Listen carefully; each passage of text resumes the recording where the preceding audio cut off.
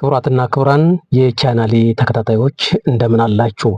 በተለያዩ ጉዳዮች ላይ ያተኮሩ መረጃዎችን ቀጥሎ አቀርብላችኋለሁ። እስከ መጨረሻው አብራችሁን ቆይታችሁ እንድትከታተሉ ጋብዣለሁ። መልካም ቆይታ ይሁንላችሁ። በምስራቅ አፍሪካ ጉዳዮች የኢትዮጵያ ጠቅላይ ሚኒስትር አማካሪ ሚኒስትርና የቀድሞ የትግራይ ጊዜያዊ አስተዳደር ፕሬዝዳንት አቶ ጌታቸው ረዳ በዶክተር ደብረጽዮን ገብረ ሚካኤል የሚመራው የህወሓት አንጃ ክልሉን ዳግም ወደ አውዳሚ ጦርነት እየመራው መሆኑን አስጠንቅቀዋል። አቶ ጌታቸው ባወጡት ሰፋ ያለ ትንታኔ ህወሓት ጠባብ የድርጅት ህልውናውን ከህዝብ ጥቅም በማስቀደምና ፖለቲካን ወታደራዊ መልክ በማላበስ ትግራይን አደገኛ ወደሆነ አዘቅት ዳግም እየከተታት መሆኑን አጋልጠዋል። እንደ አቶ ጌታቸው ትንታኔ የህወሓት ማዕከላዊ ኮሚቴ ሚያዝያ 11 ቀን 2018 ዓ.ም የፕሪቶሪያው ስምምነት ሞቷል ማለቱ የፌዴራል መንግስት ግዴታውን አላሟላም ከሚል የመነጨ ሳይሆን የሌተናል ጀነራል ታደሰ ወረደን የጊዜያዊ አስተዳደር ፕሬዝዳንትነት የስራ ዘመን በአንድ ዓመት መራዘሙን ከመቃወም የመጣ ነው። ማዕከላዊ ኮሚቴው የጊዜያዊ አስተዳደርን ህጋዊነት ውድቅ በማድረግ ከጦርነት በፊት የነበረውን ምክር ቤት መልሶ በማቋቋም ዶክተር ደብረጽዮንን በፕሬዝዳንትነት መሰየሙ ክልሉን ከፌዴራል መንግስቱ ጋር በቀጥታ ወደ ግጭት የሚያስገባና የፕሪቶሪያውን ስምምነት የሚጥስ አደገኛ አካሄድ መሆኑን አስገንዝበዋል።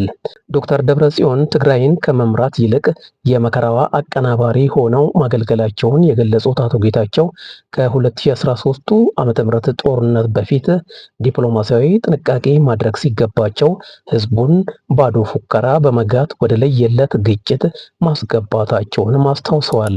በዚህም በመቶ ሺዎች የሚቆጠሩ ዜጎች እንዲሞቱና በሚሊዮኖች የሚቆጠሩ እንዲፈናቀሉ ላደረገው ስትራቴጂያዊ ስህተት ማንም ኃላፊነት አለመውሰዱንና ህወሓት ምንም አይነት የጸጸት ስሜት ሳያሳይ አሁንም ራሱን እንደ ብቸኛ አዳኝ አድርጎ እያቀረበ መሆኑን ኮንነዋል። የፕሪቶሪያ የሰላም ስምምነት የተፈረመው ህወሓት ወታደራዊ ሽንፈት አፋፍ ላይ በደረሰበት ወቅት መሆኑን ያስታወሱት አቶ ጌታቸው በወቅቱ ስምምነቱ ሳይዘገይ እንዲፈረም አጥብቀው ሲወተውቱ የነበሩት ዶክተር ደብረጽዮን ገብረ ሚካኤል ዛሬ ስምምነቱን እንደ ክህደት መቁጠራቸው አስገራሚ መሆኑንም ተናግረዋል። አቶ ጌታቸው በጊዜያዊ አስተዳደር ፕሬዝዳንትነታቸው ወቅት በህወሓት ውስጥ ያሉ ኃይሎች አስተዳደራቸውን ለማዳከም ሆን ብለው ሲሰሩ እንደነበርና የትግራይ ኃይሎች አባላትን በመጠቀም አዳዲስ ተሿሚዎችን ሲያዋክቡ እንደነበረም አጋልጠዋል። አሁን ላይ ደግሞ የህወሓት አመራር የተሳሳተ ስሌቱን ለማስፈጸም የኤርትራን መንግስት ጨምሮ ከተለያዩ የሀገር ውስጥና የውጭ ኃይሎች ጋር ታክቲካዊ ጥምረት እየፈጠረ መሆኑን ገልጸው ይህ አካሄድ ሌላ ጥፋትና ሞት የሚያስከትል አደገኛ ቅዠት መሆኑንም ተናግረዋል። እሳቸውም ቢሆኑ የህወሓት ከፍተኛ አመራርና የጊዜያዊ አስተዳደር ፕሬዝዳንት እንደመሆናቸው ትግራይን አሁን ላለችበት ሁኔታ በማድረሱ በኩል የድርሻቸውን ኃላፊነት እንደሚወስዱም ተናግረዋል።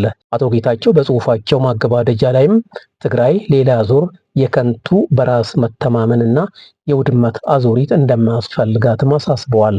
አሁን ያለው ትልቁ አደጋ የዶክተር ደብረጽዮን ወደ ስልጣን መመለስ ሳይሆን ንግግርን በስትራቴጂ የሚተካና አደጋን ከመከላከል ይልቅ ከተፈጠረ በኋላ ለማስተዳደር የሚሞከር አደገኛ የፖለቲካ አስተሳሰብ መመለሱ መሆኑንም አስምረውበታል። ስልጣንን ለራስ ጥቅም ሳይሆን ተጨማሪ ጉዳትን ለመከላከል በሚጠቅም አመራር መተካት እንዳለበትም በመጠቆም የትግራይ ህዝብ ላለፈው ጥፋት ከባድ ዋጋ በመክፈሉ ለሌላ ተጨማሪ ስህተት ዳግም ሊገበር እንደማይገባውም አጽንኦት ሰጥተዋል። በሌላ መረጃ የፈረንሳይ ፕሬዝዳንት ፊንፊኔ ሊመጡ ነው። የፈረንሳዩ ፕሬዝዳንት ኢማኑኤል ማክሮን በኬንያ ናይሮቢ የሚካሄደውን የአፍሪካ ፎርዋርድ ጉባኤ ካጠናቀቁ በኋላ በመጪው ግንቦት 5 2018 ዓ.ም ለአጭር የስራ ጉብኝት ፊንፊኔ እንደሚገቡ ታውቋል።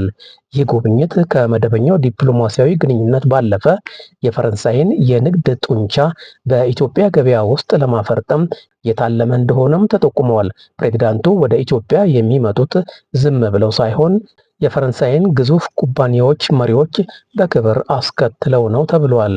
የካፒታል ጋዜጣ ዘገባ እንደሚያመለክተው የፕሬዝዳንቱ ጉብኝት በሁለቱ ሀገራት መካከል ያለውን የኢኮኖሚ ትብብር ይበልጥ ለማጠናከር ያለመ ነው።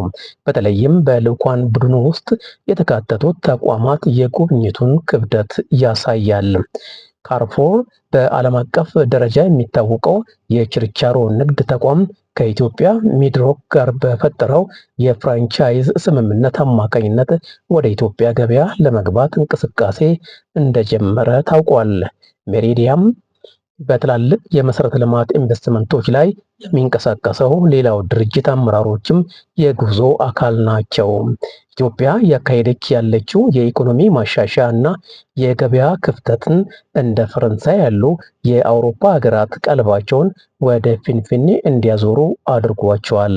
ማክሮን በጉብኝታቸው ወቅት ከመንግስት ከፍተኛ የስራ ኃላፊዎች ጋር ከሚያደርጉት ውይይት በተጨማሪ የፈረንሳይ ኩባንያዎች በኢትዮጵያ ያላቸውን ድርሻ ለማሳደግ የሚያስችሉ መንገዶች ላይ እንደሚመክሩ ይጠበቃል።